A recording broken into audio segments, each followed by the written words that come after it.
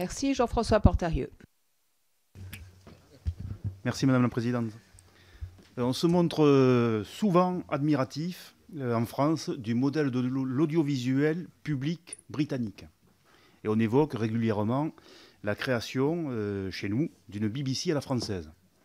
L'actuel ministre de la Culture est d'ailleurs un des promoteurs de ce projet. Alors j'aimerais savoir si, selon vous, le système anglais est transposable, notamment sur la partie contrat de redevance qui est prévue sur 7 ans, et s'il s'agit, toujours selon vous, d'une piste souhaitable. Sur BBC à la française, les Britanniques sont extraordinaires. Ils ont une capacité de communication fantastique.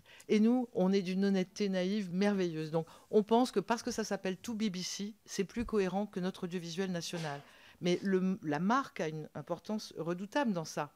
Parce que quand je regarde comment fonctionne BBC World Service avec BBC tout court, ça ressemble comme deux gouttes d'eau à la façon dont, par exemple, on travaille avec France Info. C'est-à-dire la nuit, c'est France 24. Quand il y a un événement international, c'est France 24.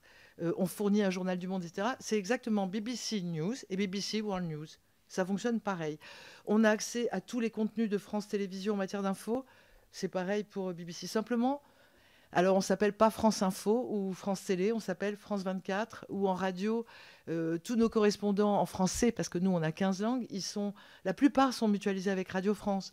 Mais vous voyez qu'il y a une illusion d'optique avec le nom.